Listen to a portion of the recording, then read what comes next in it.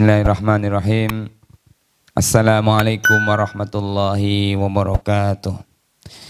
Innal hamdalillahi nahmaduhu wa nasta'inuhu wa nastaghfiruhu wa nastahdihi wa natubu ilaihi wa na'udzu bihi min sururi anfusina was sayyiati a'malina. May yahdihillahu fala mudilla lahu wa may yudlil fala hadiyalah. Nasyhadu an la ilaha illallah wa nasyhadu anna Muhammadan abduhu wa rasuluh la rasula wa la nabiyya ba'dah. Yaqulu tabaraka wa ta'ala fi kitabihil karim, a'udzu billahi minasyaitonir rajim. Ya ayyuhalladzina amanu taqullaha haqqa tuqatih wa la tamutunna illa wa antum muslimun.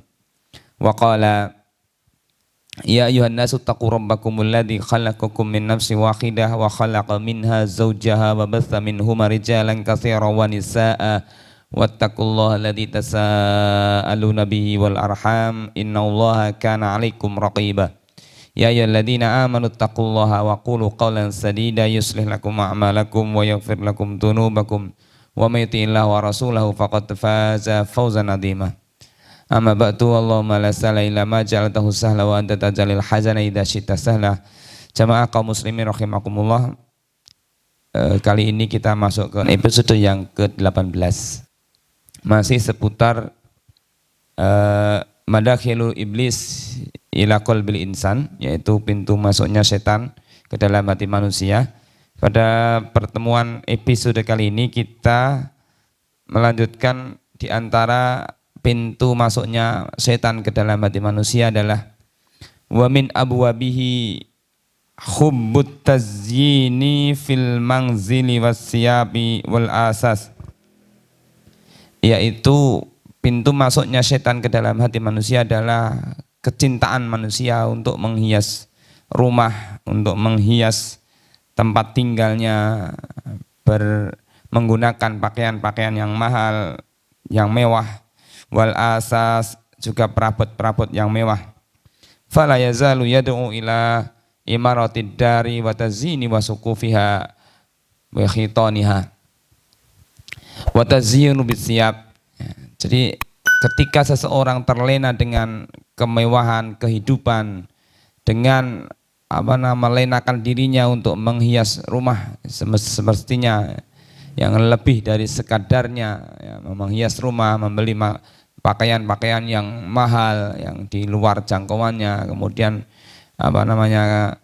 kegiatan-kegiatan duniawi itu, maka orang ini akan lambat laun dia akan terlenakan oleh kehidupan-kehidupan duniawi itu, sehingga dia akan lalai dari kehidupan akhirat. Al-malu wal banun zinatul hayatid dunya wal baqiyatus sholihatu. Dan harta benda dan anak itu adalah perhiasan di dunia ini. Yang lebih utama adalah al-baqiyatus sholihah, yaitu amal soleh yang lebih utama. Maka Rasulullah SAW dalam sebuah riwayat yang menyebutkan tentang sebuah hadis qudsi yang mengingatkan kepada kita ketika Allah SWT berfirman kepada anak Adam, wahai anak Adam, tafarraq li ibadati amla sadraka ghina. Wahai anak Adam, maka luangkanlah waktu kalian untuk beribadah kepadaku, tidak menyibukkan diri dengan urusan-urusan duniawi yang sifatnya lambat laun akan melenakan kita dari ingat kepada Allah SWT. Wa min abwabihi asy-syab'u. Yang berikutnya adalah yang bisa melenakan kita, yang bisa membuat setan itu masuk ke dalam hati kita, menggoda kita, adalah asy-syab'u, yaitu rasa kenyang. Jamaah kaum muslimin rahimakumullah, ternyata banyak makan itu menjadi salah satu penyakit yang harus dihindari oleh orang yang ingin menjaga hatinya akan selamat dari penyakit-penyakitnya. Kenapa? Karena orang yang banyak makan dia akan meningkatkan yuqawwi syahwat, akan meningkatkan syahwatnya. Dia akan meningkatkan hawa nafsunya, meningkatkan syahwatnya. Orang yang banyak makan. Maka Rasulullah SAW menyebutkan dalam riwayat-riwayat tentang bagaimana ketika adab makan, maka seorang muslim itu akan berhenti makan sebelum kenyang. Dan makan yang ia butuhkan adalah makan yang mampu menopang tubuhnya secukupnya saja, tidak berlebih-lebihan ketika makan. Karena orang yang terlalu banyak makan, maka dia akan menyebabkan orang itu mudah mengantuk dan akhirnya semangat ibadahnya turun. Jamaah kaum muslimin rahimakumullah, kita bisa merasakan ketika kita berada di bulan Ramadan. Ketika jamaah kaum muslimin rahimakumullah, kita sehabis makan sahur misalnya, ketika kita makan sahur agak banyak dalam kondisi yang sangat kenyang, maka pastikan bahwa pada saat itu hadir rasa kantuk, hadir rasa malas, kemudian berat untuk melangkahkan kaki kita ke masjid karena kita sudah terlalu kenyang, sehingga rasanya ingin tidur, rasanya ingin istirahat, tidak mau berangkat ke masjid. Ini hanya sebagian contoh kecil ketika kita mengikuti syahwat perut ini dengan mengenyangkan perut terus menerus. Maka Rasulullah SAW menyebutkan kepada kita tentang bagaimana kita ini membiasakan diri untuk mencoba untuk melaksanakan ibadah siam. Bahkan ibadah siam merupakan salah satu metode yang paling efektif untuk menundukkan syahwat. Bagaimana Rasulullah SAW memperingatkan kepada kaum muda, anak-anak muda yang belum menikah, maka wasiat Rasulullah SAW, wa'alaikum bisyam, hendaklah kalian siam. Rasulullah SAW pernah memberikan wasiat kepada Hudzaifah ibnul Yaman, ya Hudzaifah, alaika bisyam fa innahu la mislalah. Wahai Hudzaifah, hendaklah engkau melaksanakan puasa, hendaklah engkau biasa melaksanakan puasa, fa innahu la mislalah, karena sesungguhnya puasa itu tidak ada bandingannya. Artinya orang yang melaksanakan ibadah puasa, maka dia sesungguhnya adalah sedang membangun kekuatan hati yang luar biasa. Dan itu tidak bisa dikalahkan oleh setan. Karena apa? Karena syahwat akan dikalahkan oleh orang yang suka berlapar-lapar. Jamaah kaum muslimin rahimakumullah. Yang berikutnya adalah al-ajallah. Al-ajallah itu artinya tergesa-gesa. Tergesa-gesa. Al-ajallah. Lawan daripada al-ajallah adalah at-ta'anni atau at-ta'anni atau at-tasabbut. At-ta'anni itu orang yang bersikap hati-hati, orang yang bersikap tenang. Maka Rasulullah SAW mengatakan at-ta'anni minallah wal ajallatu minasyaitan. Bersikap tenang itu bersumber dari Allah SWT, sementara bersikap tergesa-gesa itu adalah bersumber dari setan. Al-ajallah ini muncul dengan istilah lain, ada istilahnya al-ajallah, kemudian ada istilah lain lagi yang sama maknanya adalah al-isti'jal. Isti'jal itu tergesa-gesa. Kenapa al-ajallah ini disebut sebagai bagian dari godaan setan ketika seseorang itu al-ajallah, yaitu tergesa-gesa, maka segala sesuatu yang belum saatnya, maka dia sesuatu sesungguhnya belum layak untuk dikerjakan. Ketika seseorang tidak bersabar untuk menunggu kepada saat yang sudah tepat, maka bisa jadi dia akan tergoda oleh setan. Misalnya ada orang yang tidak sabar menerima ujian, ya, dia tidak sabar untuk hidup dengan kondisi yang serba apa adanya, kemudian dia tidak sabar, akhirnya dia mengambil langkah yang sesungguhnya itu bagian dari godaan setan, misalnya dengan korupsi, dengan mencuri, itu karena sikap-sikap al-ajallah, tidak sabar menghadapi keadaan yang dialami. Jamaah rahimakumullah, wa tarku tasabbut. Rasulullah sallallahu alaihi wasallam qala wa qad qala an-nabiy sallallahu alaihi wasallam al-ajallatu minasyaitani wa ta'anni minallahi ta'ala. Sesungguhnya tergesa-gesa itu sumbernya dari syaitan, dan tenang, bersikap tenang itu sumbernya dari Allah Subhanahu wa taala. Imam Hatim Al-A'sam memberikan wasiat kepada kita tentang keterangan yang menarik, yaitu dari keterangan tentang al-ajallah. Al-ajallatu minasyaitani illa fi khamsin. It'amu ta'ami idza khadara ad-dhaif, tajhizul janazati idza mata, tazwijul bikri idza adrakat, wa taubatu minadz-dzambi idza hana waqtuha wa qada'ud daini idza wajabat. Sesungguhnya tergesa-gesa itu bersumber dari setan, kecuali dalam 5 perkara.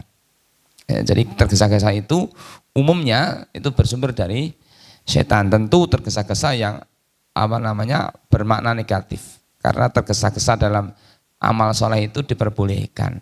Sebagaimana hal ini disebutkan oleh Allah SWT di dalam surah Ali Imran ayat 134, wasari'u ila maghfiratim mir rabbikum wa jannatin arduhas samawati wal ard, dan bersegeralah dan tergesa-gesalah, bersegeralah kalian kepada ampunan Allah Subhanahu wa taala. Nah, Imam Hatim Al-Awsam kemudian menyebutkan tentang ada 5 perkara yang tidak termasuk tergesa-gesa yang tercela. Apa itu? Yang pertama adalah it'amut ta'ami idza hadarud dhaif, yaitu menyuguhkan makanan ketika tamu datang. Jadi sebagai adab bagi seorang muslim yang kedatangan tamu, maka seorang muslim itu diperintahkan untuk mangkana yu'minu billahi wal yaumil akhiri falyukrim dhaifah au kama qala alaihi salatu wassalam. Barang siapa yang beriman kepada Allah dan hari akhir, hendaklah ia memuliakan tamu. Salah satu bentuk memuliakan tamu itu adalah menyuguhkan makanan ketika datang tamu.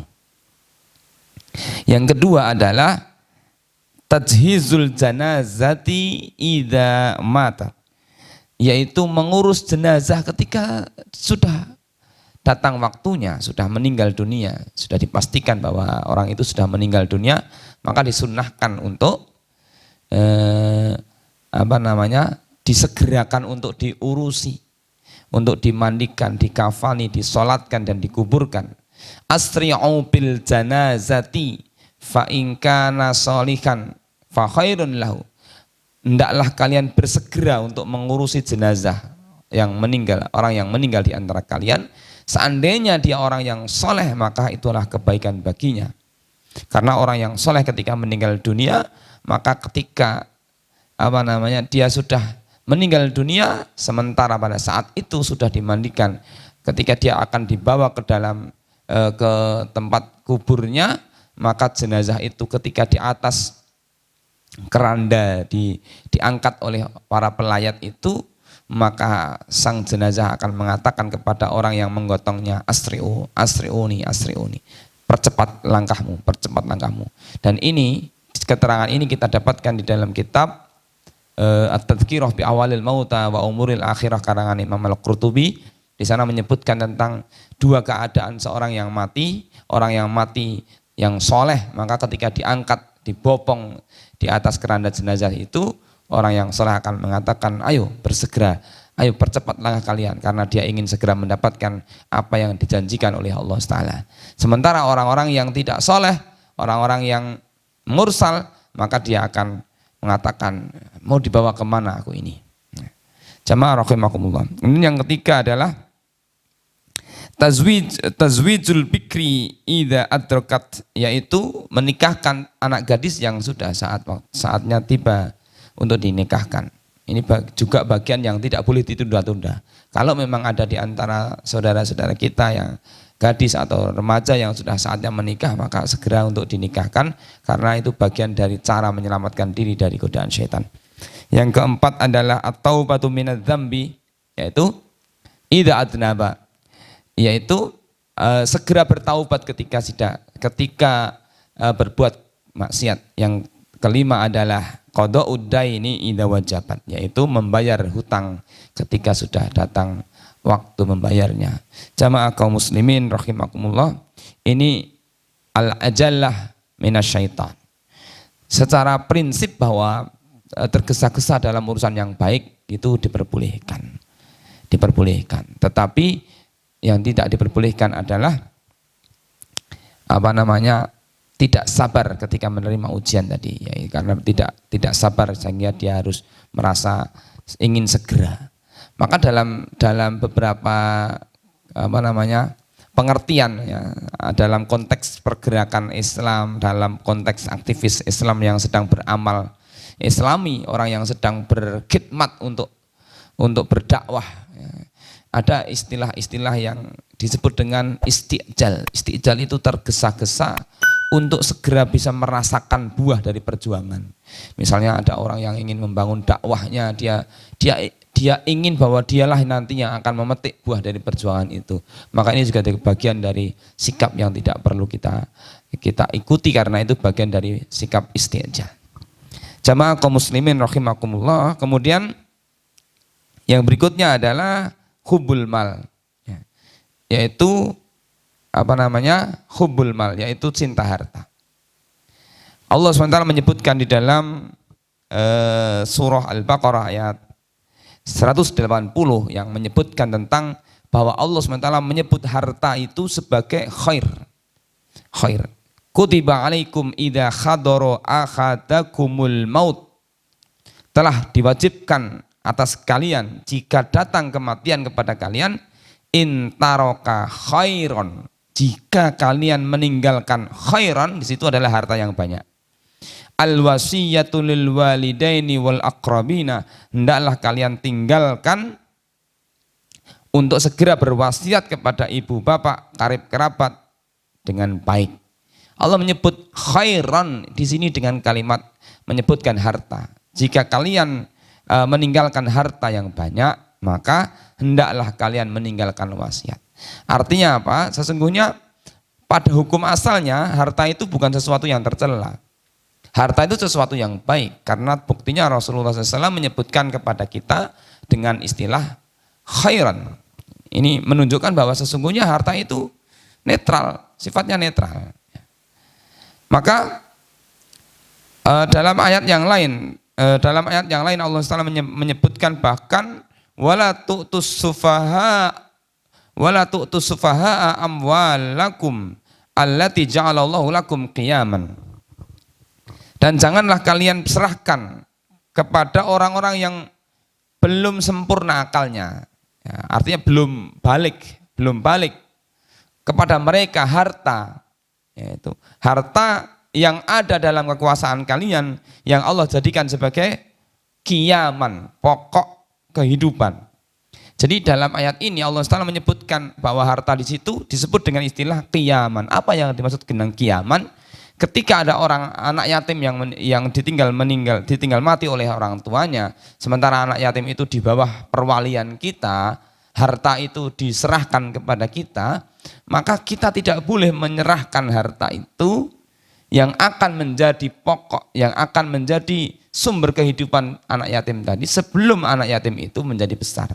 Maka Allah SWT menyebut harta yang ditinggalkan oleh orang tua si anak yatim itu dengan kalimat qiyaman. Ini adalah dua ayat yang menyebutkan kepada kita bahwa sesungguhnya harta itu sesuatu yang netral.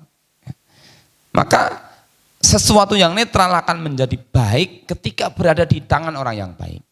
Dan ia akan menjadi rusak ketika dia berada di tangan orang yang rusak. Maka Rasulullah menyatakan ni'mal malus salih lil mar'is salih. Sebaik-baik harta adalah harta yang dimiliki oleh orang-orang yang soleh. Nih. Jadi poin pertama yang penting untuk kita pahami bahwa sesungguhnya harta itu adalah sesuatu yang netral. Ya, dia menjadi baik ketika berada di tangan orang yang baik, ketika dia akan menjadi perusak ketika dia berada di tangan orang-orang yang rusak. Yang kedua, bahwa harta itu adalah di sisi lain Allah SWT menyebutkan harta itu menjadi fitnah, ujian. Ada ujian. Sebagaimana kita pernah mendapatkan keterangan bahwa Allah SWT telah menguji manusia ini dengan kenikmatan. Sebagaimana Nabi Sulaiman alaihissalam diuji dengan kenikmatan, segala kenikmatan yang luar biasa. Walau basatallahu rizqa li ibadihi labaghaw fil ardi walaki yunazzilu biqadari ma yasha'u innahu bi ibadihi khabirum basir. Karena dengan harta manusia bisa beribadah kepada Allah dengan luar biasa. Karena apa? Di tangan orang yang soleh. Harta yang banyak di tangan orang yang soleh. Bagaimana kita melihat seorang Abdurrahman bin Auf bersedekah sekian ratus unta dengan isian yang di atas punggung unta itu berapa ketika perang Tabuk itu. Luar biasa. Ketika berada di tangan orang soleh akan menjadi luar biasa. Tetapi harta itu juga akan bisa merusak ketika dia berada di tangan orang yang rusak. Maka Allah SWT menyatakan, walau basatallahu rizqa li ibadi, dan jika seandainya Allah melapangkan rizki itu kepada semua hamba-hambanya, semua hambanya diberikan kesempatan untuk menjadi orang yang kaya, tentu ya, la baghaw fil ardi, tentu mereka akan menjadi orang-orang yang melampaui batas. Seandainya seluruh penduduk bumi ini, manusia ini semuanya jadi orang kaya semuanya, sungguh mereka akan melampaui batas. Walakin akan tetapi yunazzilu biqadari ma yasha, Allah menurunkan apa-apa yang dikehendakinya dengan ukuran yang telah ditentukan oleh Allah Subhanahu wa taala. Innahu bi'ibadihi khabirum basir, sesungguhnya dialah Allah yang maha mengetahui hamba-hambanya lagi maha melihat. Jamaah kaum muslimin rahimakumullah. Jadi yang kedua, harta menjadi sesuatu yang dijadikan alat oleh Allah Ta'ala untuk menguji manusia. Nah, ketika harta itu berada di orang-orang yang tidak mampu mengendalikannya sebagaimana dituntunkan oleh Allah SWT, maka orang itu akan terjebak kepada sikap yang bermewah-mewah. Karena sikap bermewah-mewah itu di dalam satu sisi dicela oleh Allah Taala.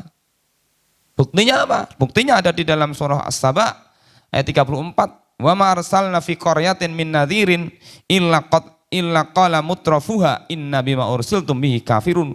Dan tidaklah kami mengutus kepada suatu negeri seorang memberi peringatan pun, melainkan orang-orang yang hidup bermewah-mewah di negeri itu akan mengatakan inna bima ursiltum bihi kafirun, sungguh kami mengingkari apa yang kalian bawa untuk menyampaikannya.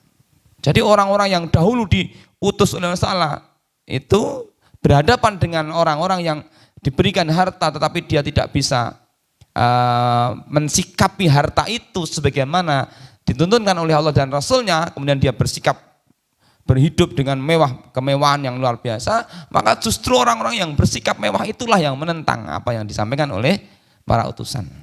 Naudzubillah. Kenapa sampai seperti itu? Digambarkan oleh Rasulullah SAW, madhibani ja'iani ursila fi ghanamin bi afsadalaha min khirsil mar'i 'alal mali wa syarafi lidinihi. Tidaklah dua ekor serigala yang lapar ya menghampiri seekor kambing itu lebih berbahaya baginya dari ambisi seseorang kepada harta dan kedudukan bagi agamanya. Jamaah kaum muslimin rahimakumullah.